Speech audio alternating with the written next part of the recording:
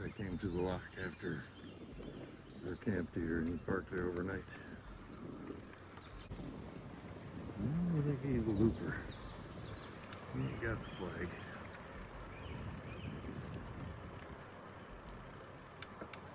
It, by the way, is whatever day.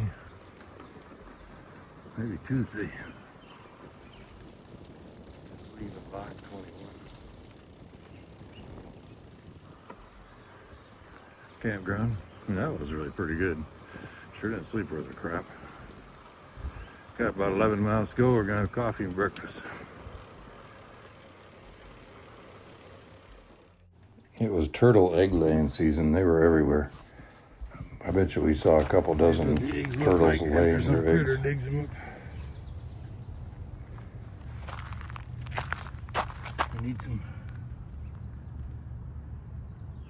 They didn't eat very many of them. Most of them are whole.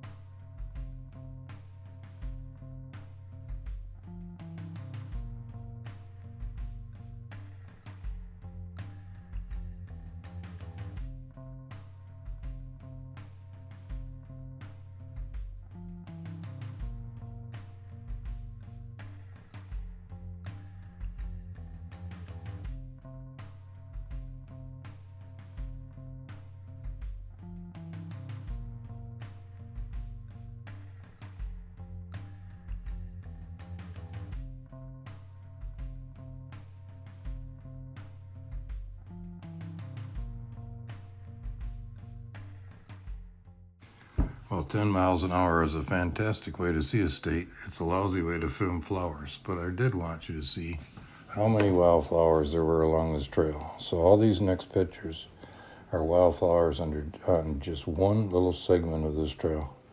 It was spring and they were all out. It's really pretty, but hard to take pictures of.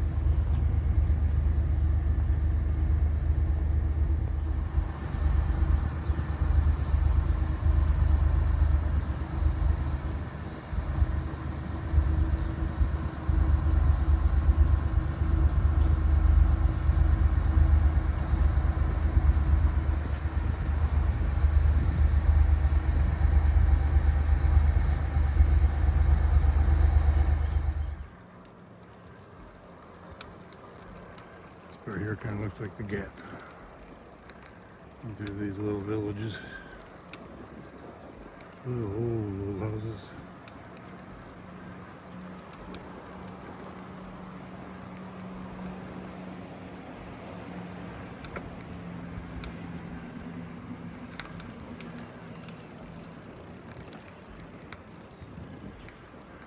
put a wall behind them.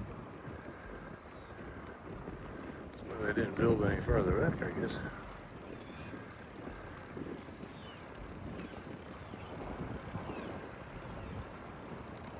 There's a good view of the rock wall above the houses, right behind them.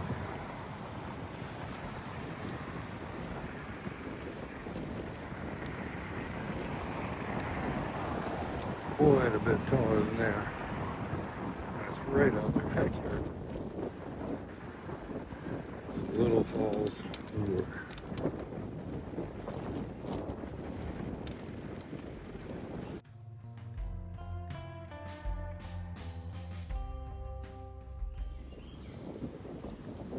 It must be an old railroad cut, like Mike said.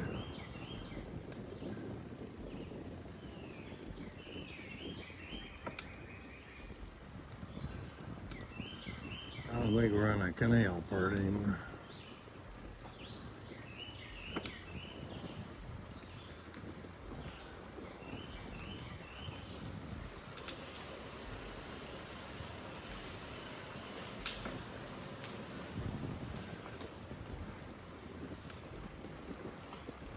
It's been a long, windy day. Boy, they did some cutting too.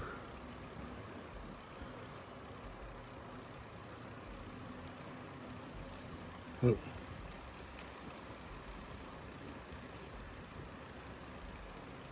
That's for sure. Almost to the end of her. That took some work. I think the river's down there. Yep.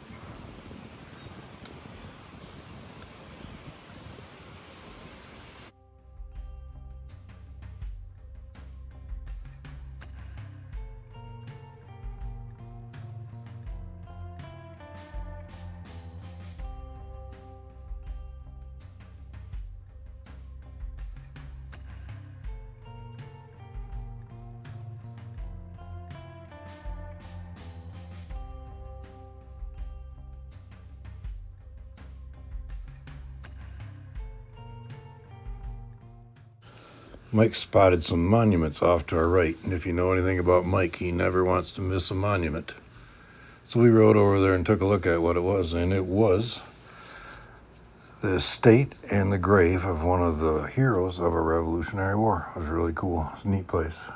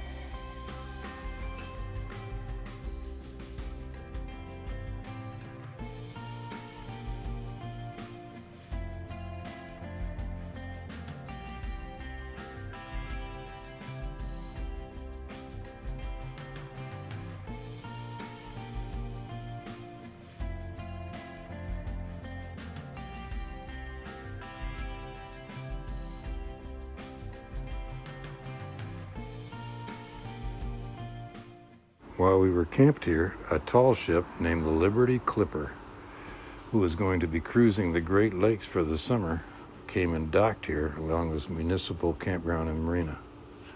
I'm including a news story I found on Facebook that was done later in the summer about the tall ship, the Liberty Clipper, and how it navigated. Door County Media Group and the Door County Daily News. The first tall ships have arrived in Sturgeon Bay. We're joined right now by Jake Ryder from the Liberty Clipper. And Jake, tell us a little bit about the journey that you've taken here over the last couple of months to get here to Sturgeon Bay for this weekend. So We originated in Boston, Massachusetts. We left about June 5th, I believe. We made our way up through the Erie Canal, which required us to take our mast down, which was quite a process. We did that in upstate New York. We ended up in Lake Ontario. I know this next segment is kind of long and slow moving, but it was amazing to see these guys get this boat, this big boat, in this little spot.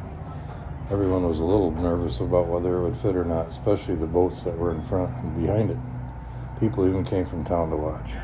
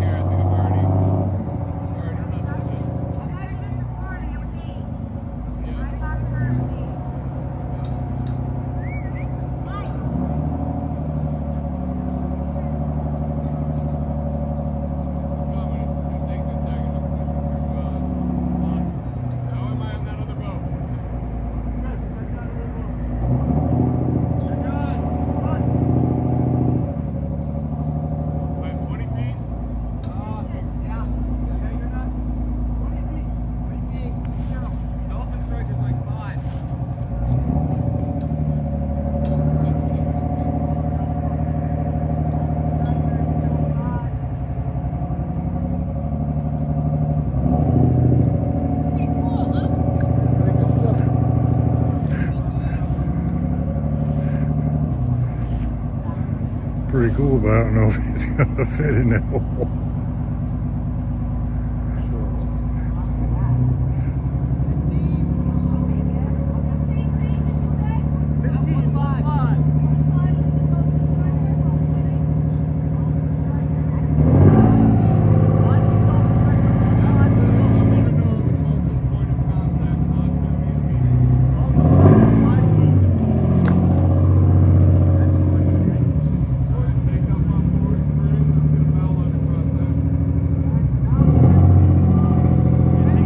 Quite a crew, ain't it?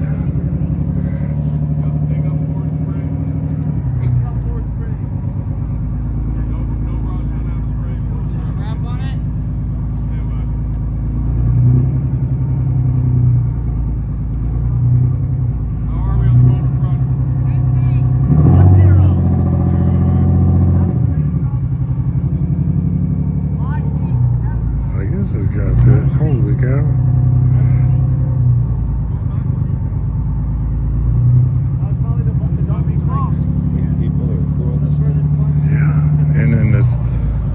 That guy in the black, he's part of it too. He came in on their tender or something. Hope they don't have to use the shower. I'm gonna wish I did it earlier if they do. Hardly looks like there's room for him to all sleep on that thing. campground. You can tell you're a sailor, aren't you?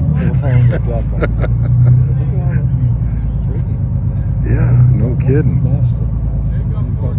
Yeah.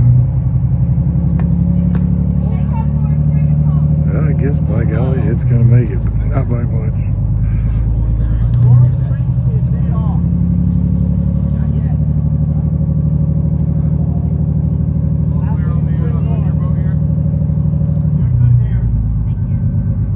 Well, it might be the biggest thing that happened.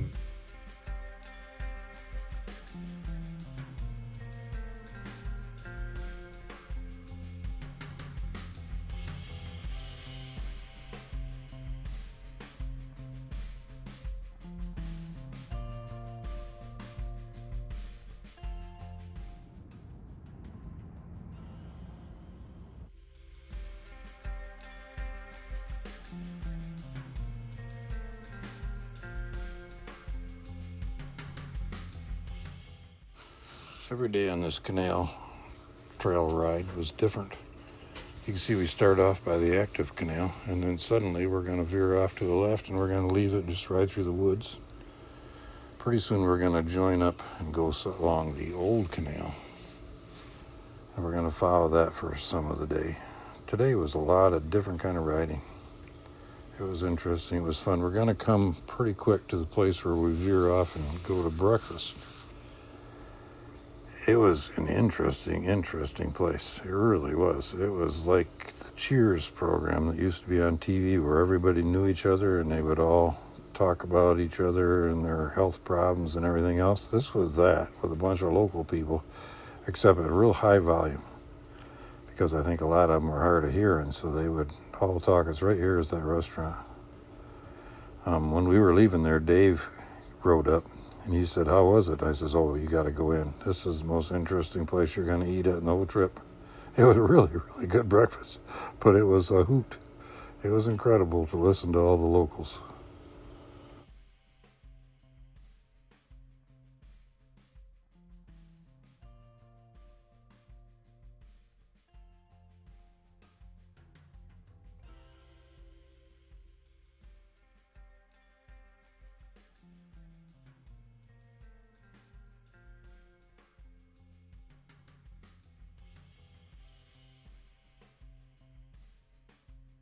Here we rejoined the active canal. We're going to ride along that. We started seeing a lot more boats. In fact, we had maybe the day before, and we didn't know why until we talked to that lockmaster at the lock that we stayed at the night before. We actually stopped and viewed those boats going up and down the lock. But they said the canal had been closed, the locks had been closed until the Saturday before. So we started on Thursday. There was Thursday, Friday, and then Saturday they opened them up. So this big flood of boats was coming up the canals.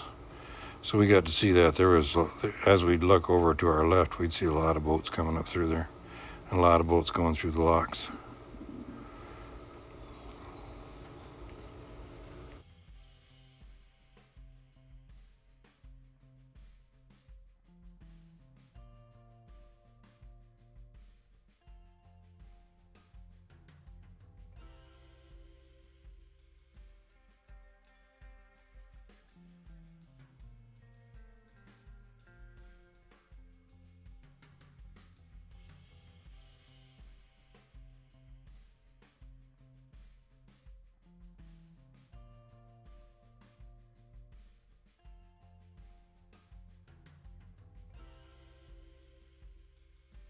We stopped in this town coming up to have lunch. We stopped really at a gas station. Mike went in and bought a sandwich and stuff, and they had a picnic table outside. It was really actually pretty nice. They had a lot of different food options. But I had my peanut butter, which I usually have, which was really quite good. Mike doesn't like it, but we stopped right there. And then I went inside and I always bought like chocolate milk and chips. The only trouble was I didn't have my glasses on. They were on the bike. So I bought like 0 fat chocolate milk, and then I bought no salt and no oil potato chips. Neither one of which was that good, but I ate them anyway. It wasn't their fault, it was my fault.